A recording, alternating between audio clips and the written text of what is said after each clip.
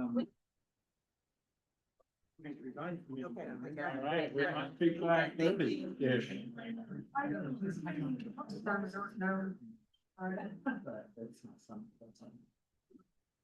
We ready, Robin? Yes. Okay. Well, let's call the finance committee meeting, the first finance committee meeting of 2026 to order. I'm Stu May. I am the board treasurer. We'll go around the room and introduce each other. Ed Van Haley, board member. Eve McGee, board member, secretary. Deborah Pryor, board member. Susan Borgmeyer, board member. Ben Kissner, board vice chair. Shannon Maloney, Navarro staff. Georgie McNamara staff. Oh, Judy Granger with CDD. Harry Duke with CDD. Sarah Mudd with CDD. Tabitha Smith with TNC Community. Victoria Hewley with FAS. Karen Underwood staff. Ashley Garrison staff. Celia Brown staff. I'm welcome, staff. Lauren Hall, Southeast Enterprises. Ann Hookstein, job one. Aaron Martin, job one. Robin Meyer, staff.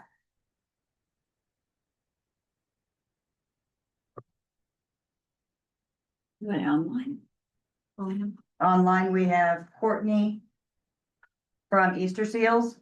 We have JD and staff and Jennifer Hume from Hume. And we now have Rebecca entering. All right. We're missing a couple and we have a new board member. Hopefully she'll be here for the board meeting. Don't have a financial presentation this month, but we do have a presentation on SB 40. And I think Shannon, are you going to present it? I'm presenting it for Georgie. Okay. This is Georgie's presentation. Yes, I'm going to speak on behalf of Georgie. So the opening of it, will you do the first one? The overall, Georgie from last year's financials, meeting with the executive committee, of the board members, thought that utilizing this time to go over a wide range of things of the funding decisions, that you guys are dealing with on a regular basis. So we're gonna go through a couple slides just to give you a brief overview, as well as we'll keep building on that for the next few months. Not we, Georgie, we'll start building on that, as long as she has the voice. So the brief history, in the 1960s, Missouri families had little to no support, with their help with loved ones with IDD. Georgie, quit touching the screen. Families were often forced to choose between institutionalized settings or keeping their loved ones home, with no formal supports or assistance at all. Families advocated and banded together for a bill to allow the creation of sheltered workshops. This was passed in 1965. However, it was unfunded. In 1969, the families got another bill passed. The legislation was Senate Bill 40. And the name still remains the same ever since. The notation at the bottom, Senate Bill 40 was passed partially to fund sheltered workshops, but also to meet the growing demand for community-based services such as day programs and residential facilities.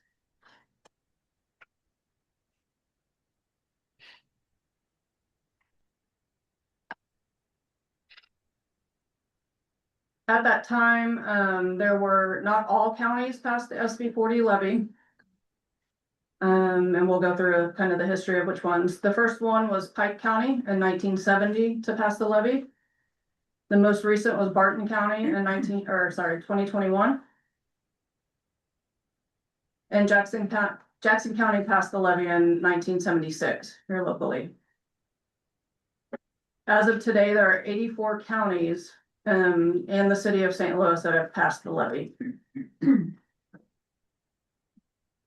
This map is from the MACDDS annual report. You can also go on macdds.org and see the same thing. The counties highlighted in Yellow are all of those counties that passed the SB 40 levy and that are part of the MACDDS organization.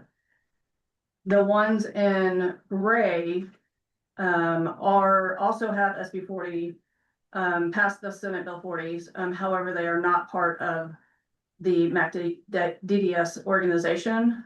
So the data that you're about to see is the explanation of this is basically they surveyed those in yellow. So the data is only going to be those represented in the yellow, not the ones in the gray across the state.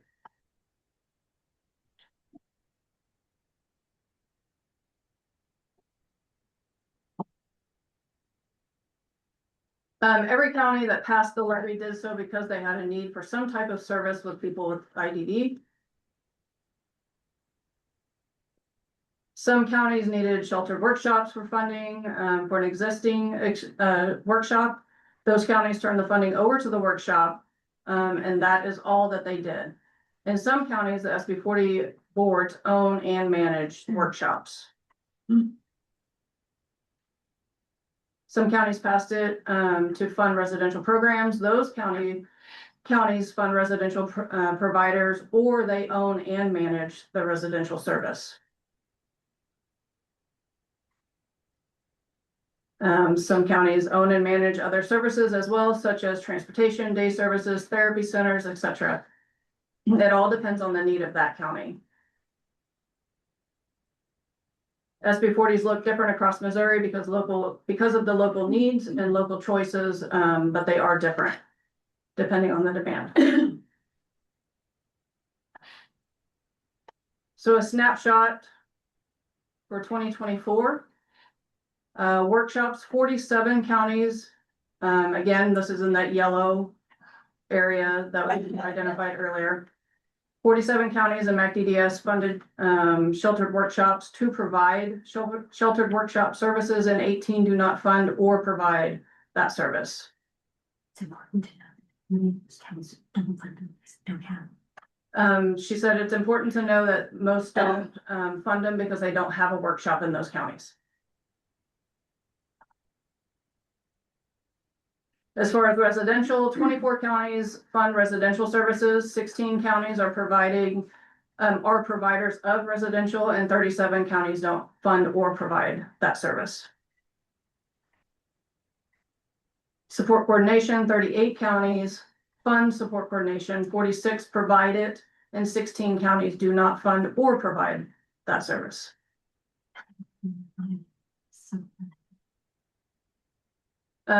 Georgie would like me to add that the app, if you're adding those numbers up, if you're a numbers person, is because some it will overlap if they're funding one or the other or both, correct? Funding and providing. Funding and providing. So the numbers that you're seeing there might not add to the grand total because of that. This information is in the annual report for the MACDDS.org. I do have a select few of those if you would like, if anyone would want the handout today or this evening. If not, I plan to make sure I grab some the next time we go to MACDDS in February, so that we can have those available. And the new one will be out in the next couple months from the MACDDS organization. This very all of the data that I just shared with you, that's from that, in addition to all of the other services that per those counties, those are the ones that are in yellow again. On the map, there are additional services, but all of the data I was just sharing with you comes off of that graphic right there.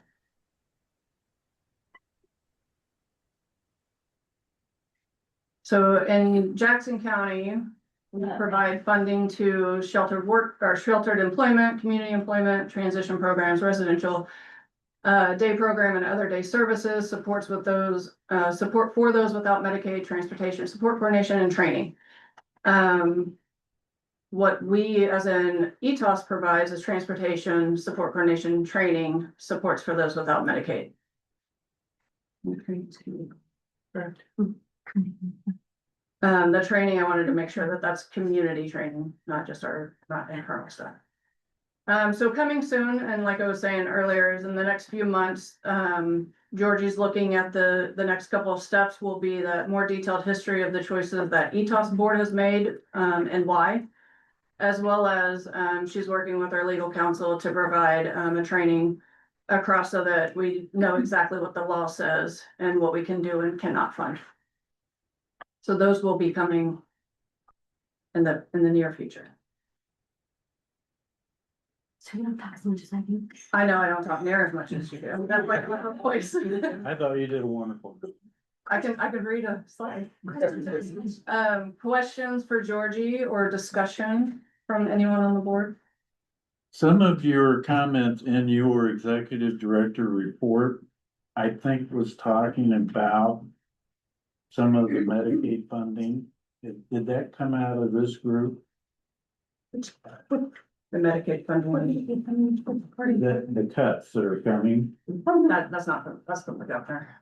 That's the governor's budget. Right, but did this come out of this group? I mean, did you collectively? Yeah. Okay, okay.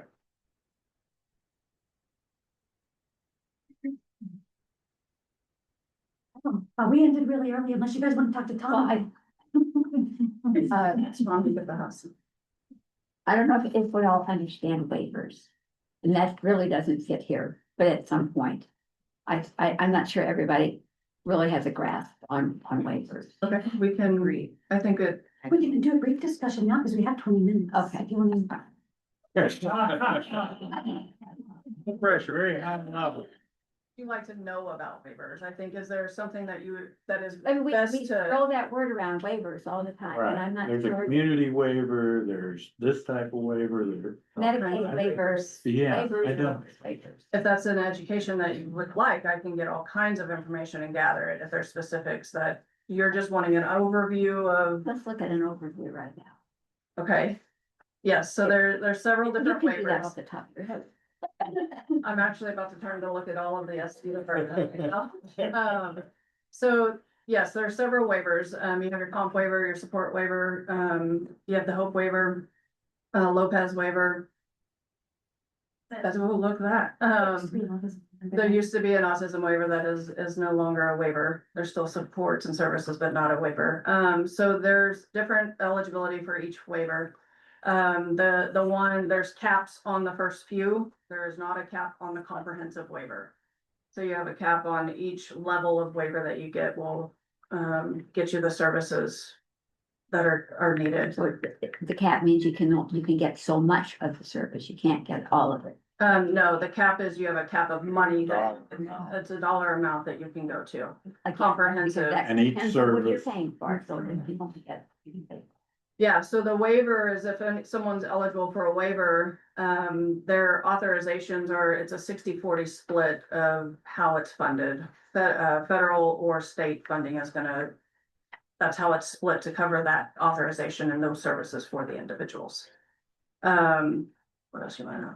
Except part of which partnership for hope, which is 20% county. Basically, that's ballpark. It changes from year to year. But half from the county and half from the state is 40%. And that's your 60, lowest 40 funded. is how much from the state? Which one is state, 60-40, on the other way? 60 state, correct? Mhm. And 60 is state and 40 is feds. Okay. It's usually something like more like 62. Yeah. Yeah, And are they waitlisting now? Are we still currently have wait lists, yeah. But it's gonna get worse, much worse. that's it, yeah. Because if they're not giving money to it, then yes, of course, you're gonna get the surplus. For people who are new to this, if you don't have Medicaid, you can't get a waiver at all. It might accept Lopez, but you still get Medicaid with a Lopez waiver. It's just they waive the parents' income and It's child specific. So can you take one step back and remind us what exactly is being waived? What is? Thank you. got you. Okay, so the illustrator Nancy Nicholas taught me that, the reason we call it a waiver is because you're waiving the right to the institution. that's. And so when we think about it, the dollars that are there, taxpayer dollars, Medicaid today, as we call it, but it's when the system was being created, we were closing institutions. And so if a family wanted to deinstitutionalize their child, the money, they should be able to choose how to use the money in the community. And that's the protocol. The term waiver, and we throw it around like everybody understands what type of waiving. But, she always explains that so much better than, Things that you get under the waiver are things that you couldn't get under just plain old Medicaid. Right. and the different levels are based on need, right? Like that's the other thing we should say. So Yeah, like, there's all kinds of. there's all different, Eligibility and like a community PON waiver. assessments. might be enough if the person's in the natural home and but they're wanting to access some day services and employment. Someone who needs residential full-time care, a comprehensive waiver, because the costs are so much higher. That was helpful. And they usually will tell you to start at the very bottom, and you're gonna have to progress through all of them.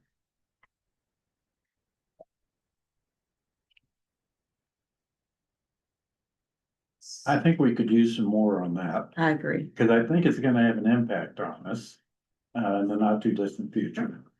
It has already, and it's only going to get worse.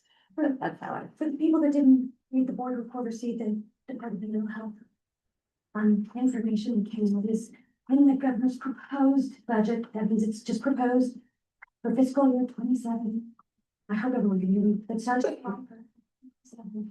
This included 0 new in-home labor slots. So the only way to get a slot is if somebody dies or doesn't need it anymore.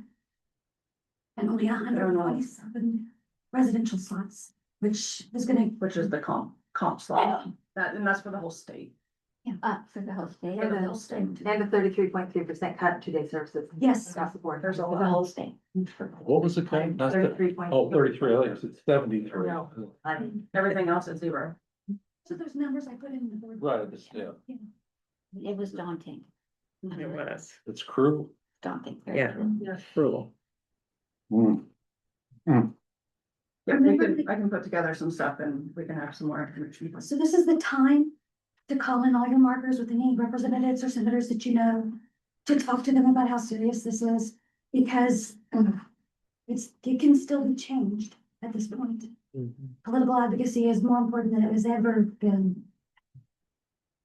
Well, I think we knew this was coming because the federal cut their Medicaid to the states. So eventually they were gonna cut Medicaid to the SB 40s and those people who participate in it.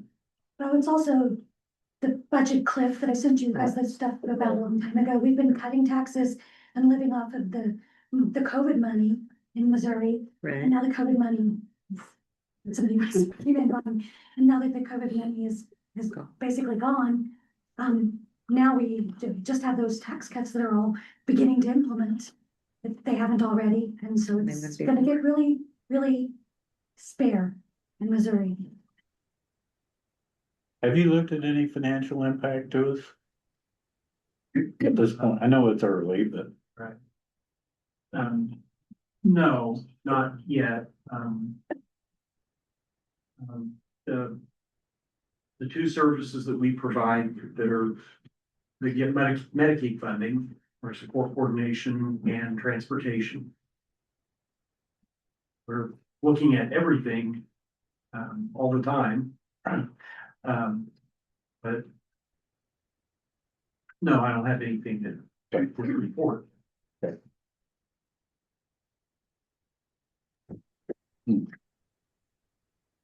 I don't know if I'm allowed to talk, but I'll take the risk. We are working on trying to get the restore for day services in Jeff City. So we are working on that. It was very odd that only day services got cut, but we are also working on, there should not be any cuts to transportation or to targeted case management. So I think this year you guys are okay. And it's the day services that are going to be hurting 33.3%. And for DPI, that's almost $1 million. We can't fundraise that. So we're working on it. And I appreciate the opportunity to speak up. I'm driving home now.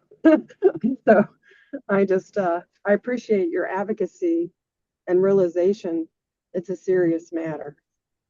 Thank you. Also, as I report, we have a lot of families that use self-directed supports. And that means that they are the people that hire and train their own staff.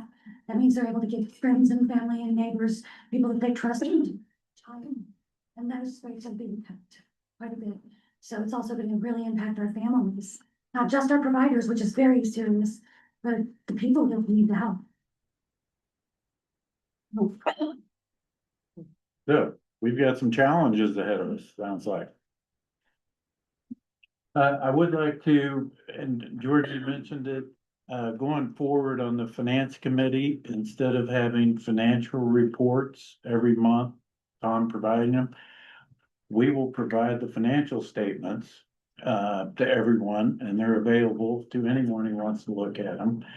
But we'll do it once a quarter where Tom will actually present it. And then in the off months, we'll do training, and maybe we can talk about waivers or other topics pertaining to the board.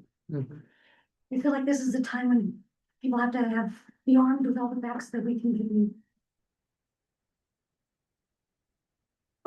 So I don't know that we need to vote on that per se. It's just, we're just gonna change the format a little bit.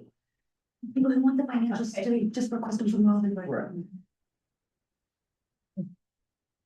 There was a couple, Okay, sorry, with that being said, if there's something that is large that comes up in the interim, obviously, talk about it, discuss it, address it.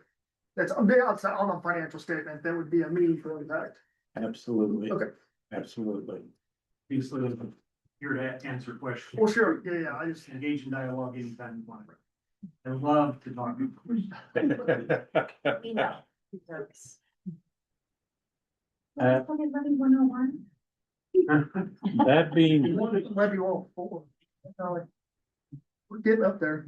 I don't think we have any new business, no old business. We don't have any public comments, so I have a motion to adjourn. We'll adjourn oh, Hi, Hi. I'm Lauren Powell. I am Stu May. I'm the treasurer of the board. Nice to meet you and welcome aboard. We'll go around the table just for the board members, just so you will know. There's, I'm Ben Gisner, I'm the board vice chair. Great to meet you. But Oh, I'm Susan Borgmeyer. Nice to meet you. Nice to meet you too. Deborah Pryor, I'm board member. Nice to meet you. Eve McGee, I'm a board member. Ed Van Haley, board. Stu May, board member treasurer. And we may go around, because we have a lot of new board members, yourself included, but how long have you been on the board? I think you and I came in together. yeah, so what do we on? 3 years. Three, I think. We are four. This is our fourth year, yeah. Susan is probably our senior Ed, person, Ed. or It's a tough. George. Well, George would be the. Oh, George isn't here. How long have you been on the board, Susan? It's just 8 years. 8 years. Deb? Is this a fairly- trick question? No, fairly new, fairly. I don't know how long, but less than a year. That'd be Yeah. fair, right? And then new. Yeah. I'm still an infant. I think I'm just turning one, so I'm still a. 1 year old. Sure, kid. I have to divert questions, so that's how I'm doing. I think 8 years. 3 years going on 4. Then Nick's not here. Nick's not here. Nick He is also- a new, started he's with the me. newest. He's George would be, We started. At least 10. Long time. and George is not a present, so. Okay. Well, he might be. I think board meeting. George Sorry? there. Might think it's the board Board meeting. Speaking of. Speaking of, Oh, period. there's. There's- We're just talking about.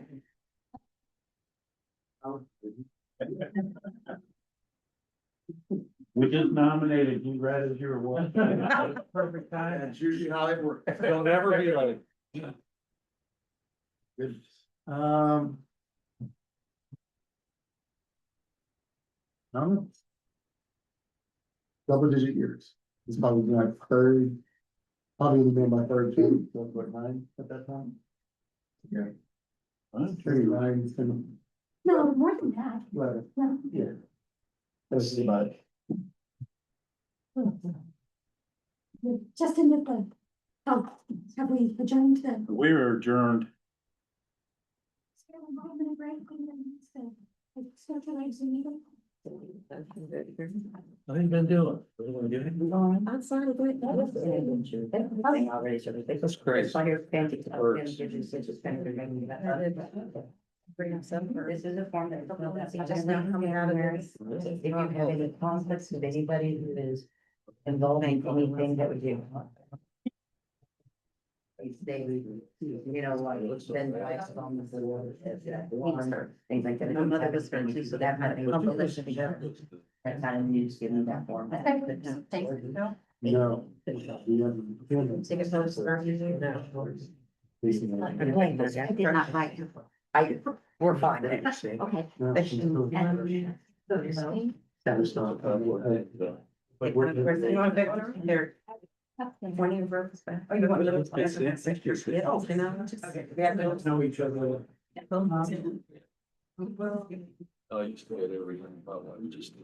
Georgie, what's your life? You have an appointment with what? Good. There we go. There we go.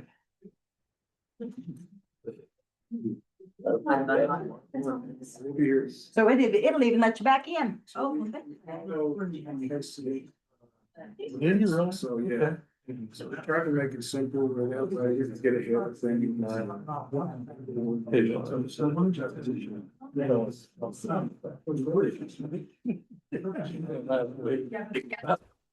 What was that?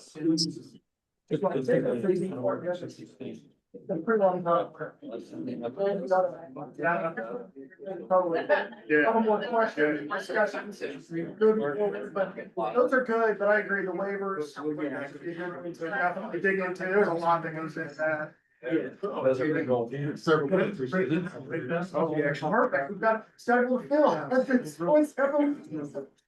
You missed it. Each one.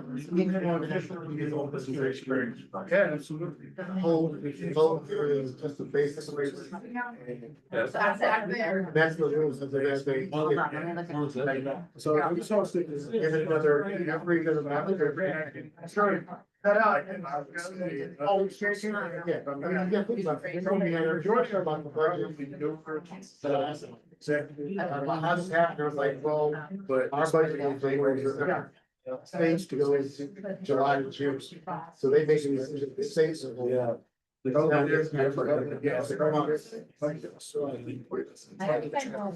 now we got to. Yeah. Just now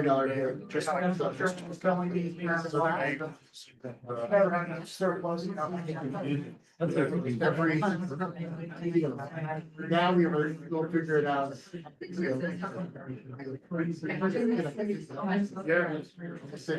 See, like everybody, the state workers, everybody, you should see what's gonna happen in the first 3-4 months. See what they're gonna do, you're gonna pay for them and. Okay, now this is gonna work for them. I have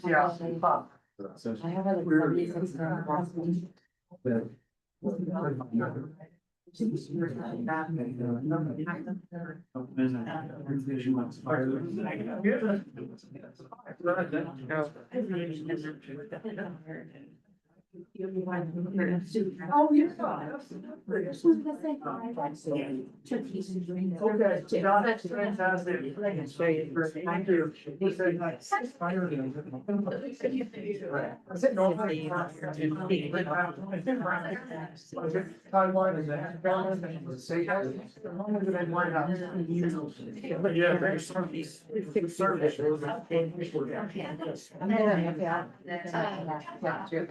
I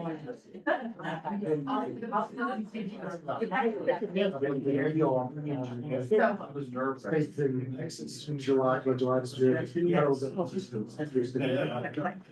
My Cindy was, I was showing her a picture of my sister and that's my daughter, my dog, and my sister Cindy, who I talked about. How cute. In their Christmas pajamas. Anyway, so, yeah, but Cindy was. There was nothing. Well, Not only was there nothing, there was no one that. Yeah, there's no answer, yes. No doctors, nobody. Thought it was like this. I'm standing outside earlier.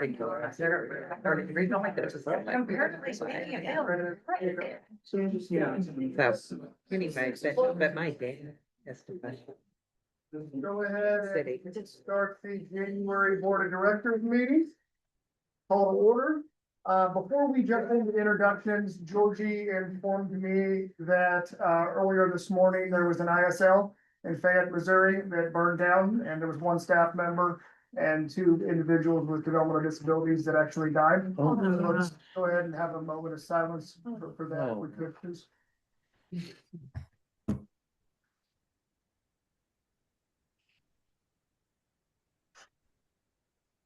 Okay, Spain. I'm sorry. Spain. Fayette, yeah, Fayette, Missouri. Not something that lost.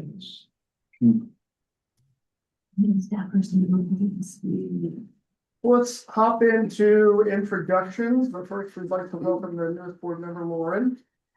Thank you. I'll start. I am Ben Kistner, the board vice chair. Georgia McNamara, staff, Sonia Camp. George Mitchell, board. You may, board. Dan Haley, board. Eve McGee board. Deborah Pryor board.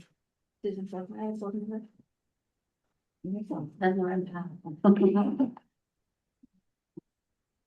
it. Judy Granger with CDD. Terry Duke with CDD. They did. Harry Goodman, PNC. Shannon Maloney, tomorrow staff. Victoria Healy, staff. Karen Underwood, staff. Ashley Garrison, staff. Joanne Braun, staff. I'm Wolfen staff. Lauren Hall, Southeast Enterprises. Brandon Smiley staff. Ian Hookstein, job one. Aaron Martin, job one. Robin Myers, staff. For those online, Nick Pavato, board. JD Bank staff. Jennifer Hulme, Hulme Resources. Courtney Sweeney, Easter Seals, Midwest. Christina McConnell, TNC Community. Rebecca Case, Developing Potential. that's it. Okay. Well, thank you everyone for being here and Happy New Year. Let's jump into the secretary's report from December. Yes, Robin sent out the December board meeting minutes. Are there any corrections? Oh, yeah, I propose that we accept the December 2025 board meeting minutes as presented. Salute. Second, you're. We do this all the time. All right, and the finance committee report from Stu. Are we voting on that? Oh, I'm sorry, what? On the minute. On the minutes, I'm sorry. Everybody. Gonna vote on that, yeah, I'll say that.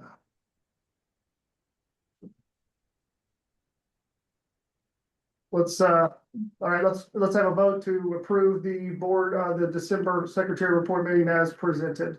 All in favor? Aye. All right. Stu, the finance committee report. Yeah, we just had a brief finance committee meeting. One of the things we talked about was changing the format of our finance committee going forward. We will present financial statements once a quarter, and in the interim, the 2 months, we will provide those financial statements. And we will also open it up for questions during the finance committee meeting. If there is a financial question, we will certainly address it. So, in addition to that, we talked about changing the format a little bit to really do some board training during the finance committee meetings in the off months. We also, this week, we talked about the SB 40 and the basic history of the SB 40. All right, are there any questions for Stu? All right, hear none, so take it to a vote. All those in favor of, we have a motion? Yeah.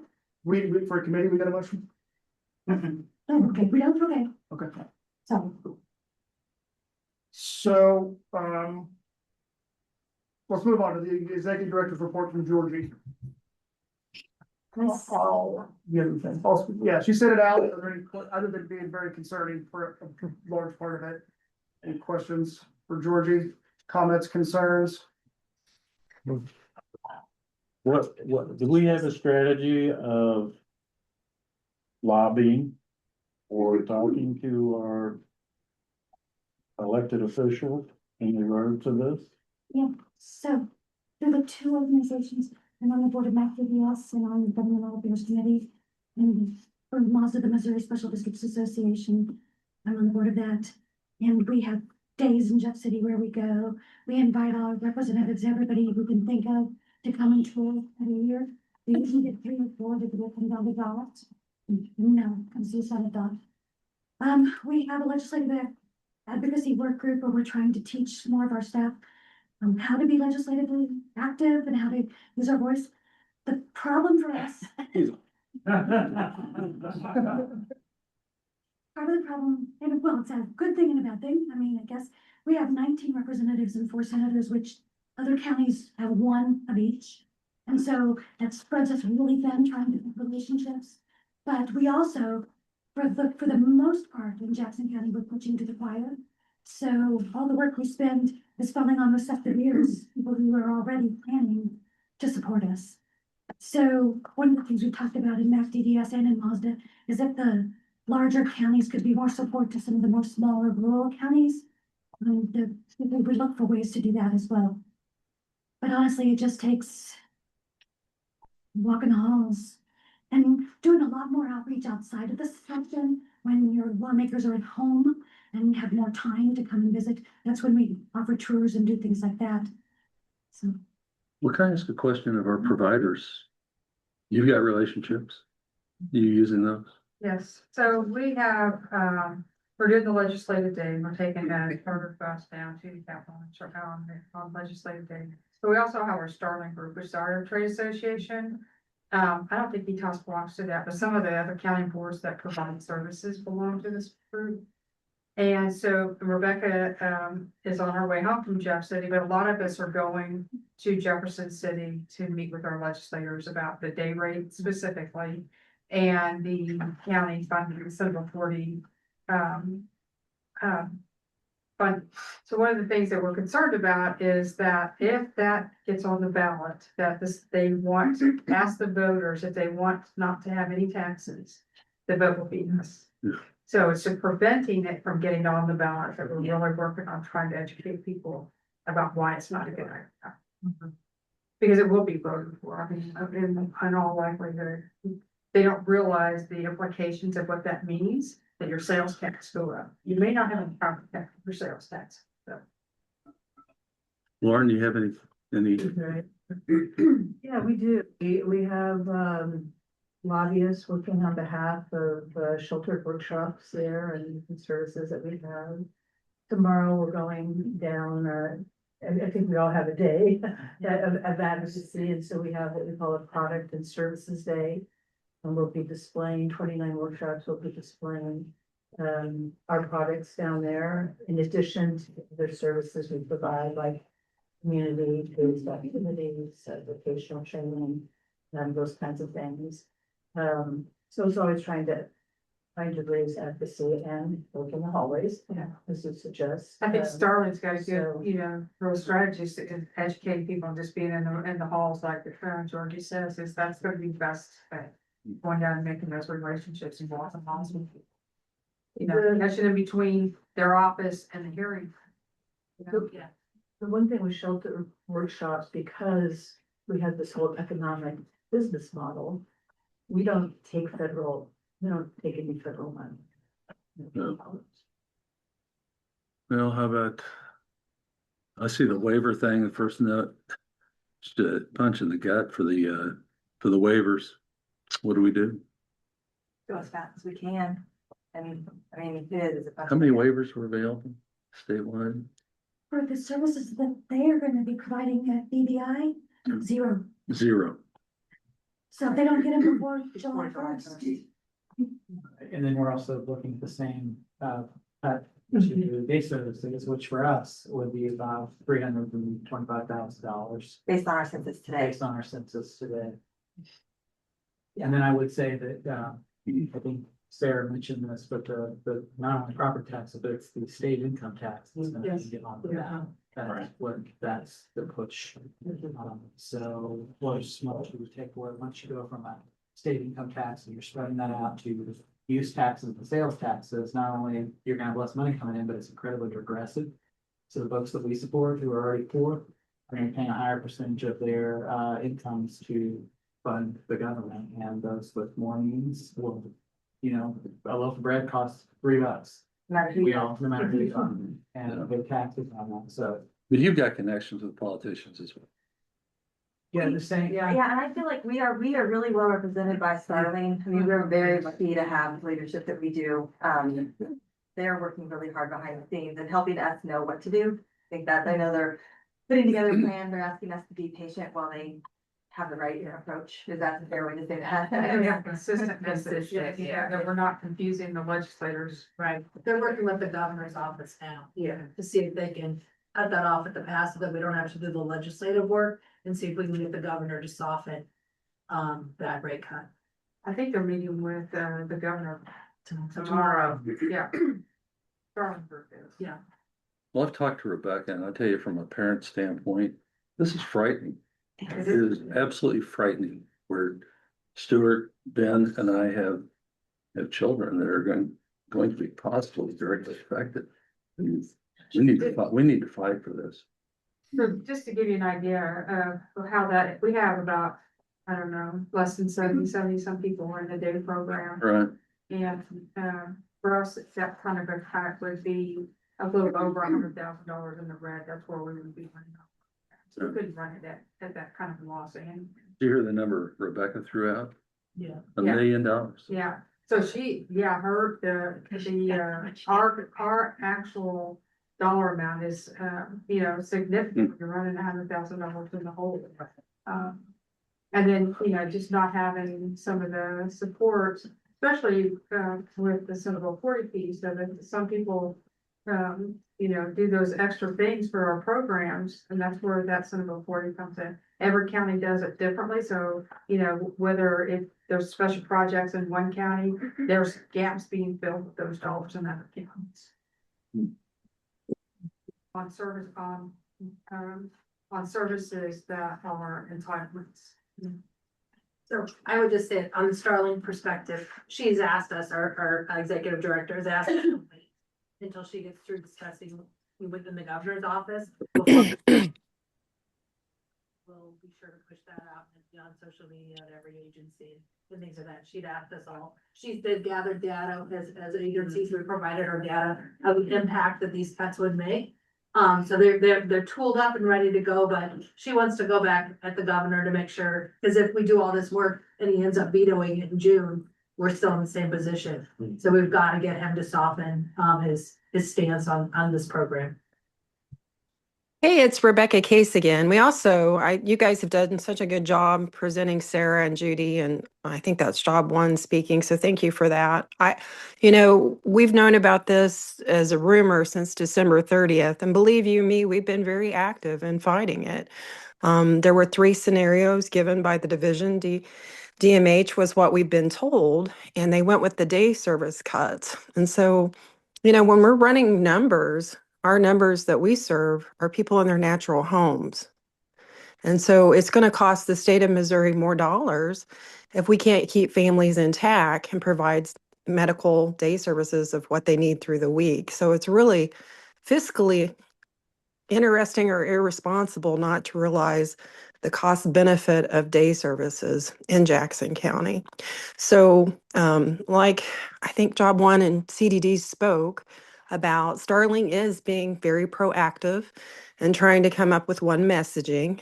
But I think a lot of us also have our board of directors that are making sure that we rally. And so hopefully this week we'll have some kind of communication plan from our Starling Association and from some of our board of directors. And I hope that a lot of us can get behind the messaging. I know our parents will be the best advocate out there trying to fix this issue. But I really think it's very unfortunate, shocking, and alarming that 33.3% would be cut from services. We are trying to pay a livable wage to staff. We're trying to provide quality services.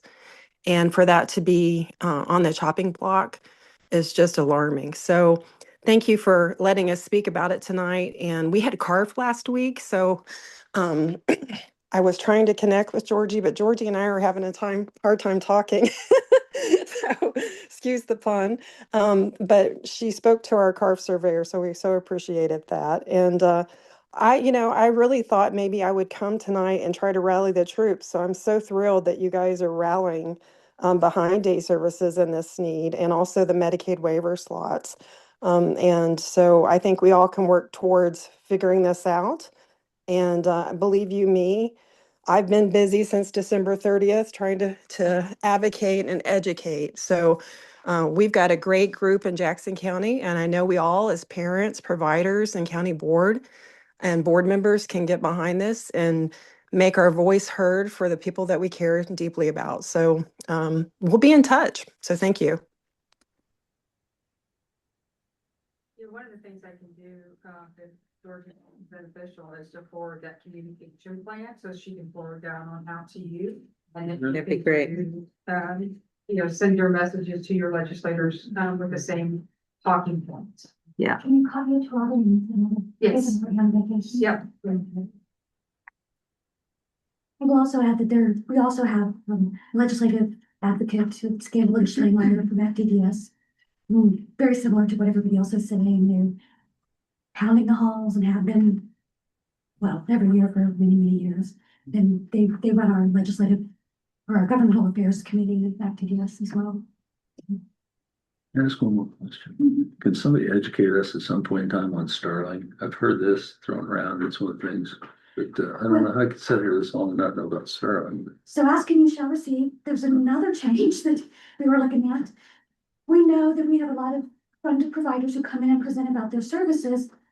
And we love hearing that, right? We love seeing the pictures and seeing the wonderful things that are happening. But what we're asking the providers who present this year to do is to actually do more education about, Saw that. yeah, what it is that they do and why and what that means and how it's funded. And so Starling could be a presentation if one of our providers would like to step up and do that. Be great.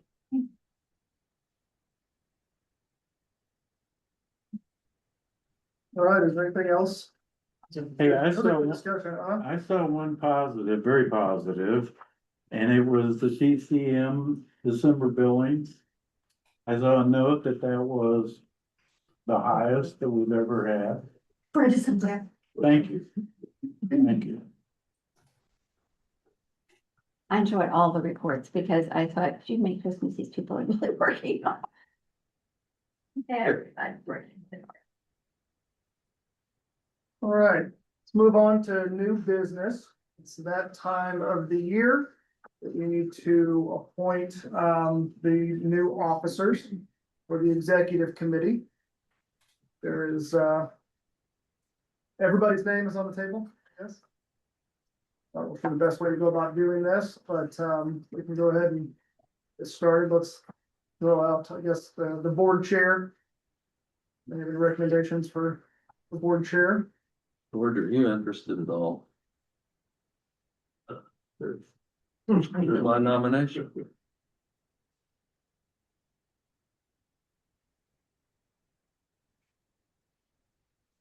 Okay, anybody else's name?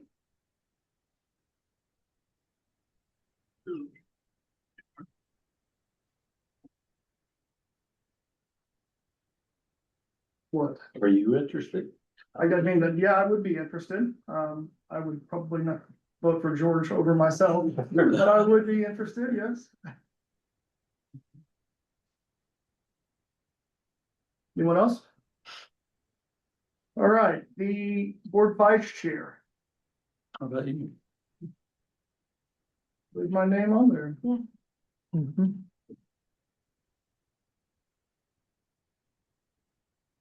Any other recommendations?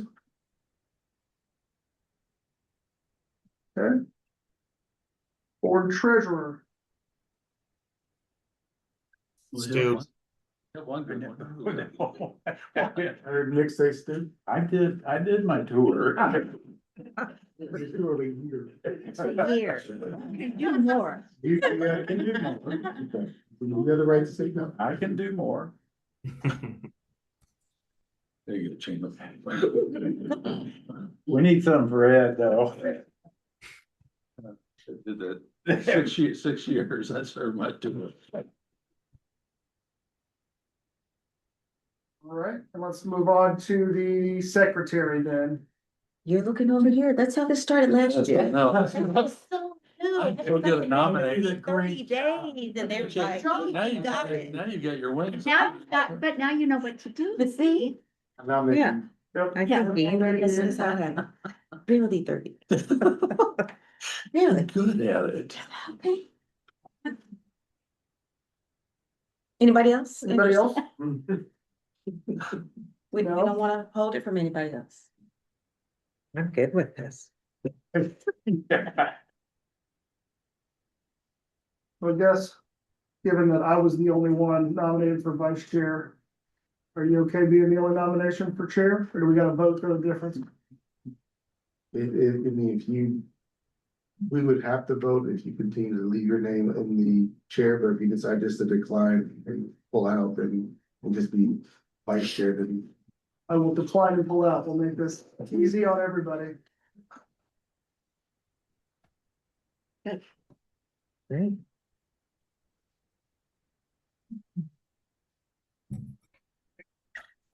Need to vote on that? Across the board, everybody? All right, let's just do it all together then, so, any motion? I would say, motion for the slate of officers. I'll move that we, force the slate of officers with George as chair, Ben vice chair, Stu treasurer, and Eve secretary. Second. All right, and all those in favor?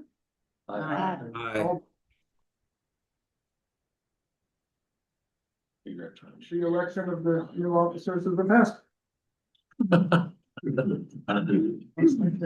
Just trying to take care of it. So you can appoint committee members or you can defer to. I'll handle it for you. You weren't prepared. I said I'm prepared, but you weren't prepared. So now let's move on to the appointment of the committee members for the various committees. There's the finance committee, planning and services committee, and the properties committee. I don't know if everybody has those names in front of you, but I'll just read off what they were last year. Finance committee consisted of Stu, myself, George, and it was Teddy. The planning and services committee was Ed, Susan, Eve, and it also was Teddy. And the properties committee was Stu and Teddy. So, Teddy was ex officio. yeah, okay, got it, that makes sense. So we'll start with the finance committee. Let's try to knock these out as quickly as we can. Is anybody interested in the finance committee? Stu is the treasurer. Nick, are you interested in finance committee? I'm interested. Okay. I'm interested. Well, you need a job. Oh, that's right. Okay. Let's move on to the planning and services committee. Susan, I'll stay on that. I'll stay on that. perfect. George, okay. That's amazing. You're This interested. should be together. This should be together. And then properties committee, right now, the only one is Stu. Yeah, I'd like to join Stu on that. please. I need some help. Anyone else? I'm Okay. in. Deb? Yeah. Deb will be on. Deb is on. Stu. I was about to nominate her, so I'm on board with that decision.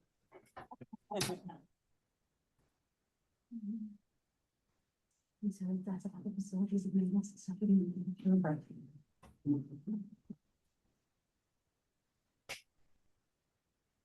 Is there any committee you'd like to be on? On the planning and services, or the properties committee. Property? Oh, good, good. You said Lauren is going to be on that? Lauren is, yeah, so the properties is, Ed, George, Lauren, and Deb.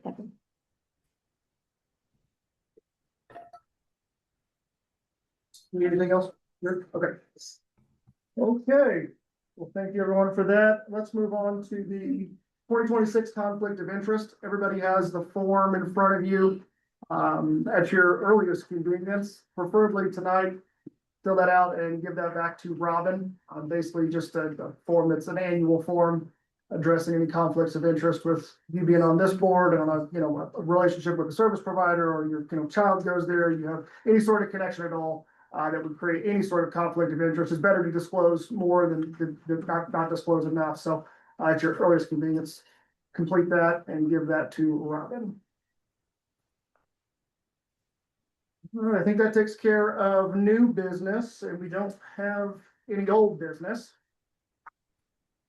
And there wasn't any public comment that was submitted prior to the meeting.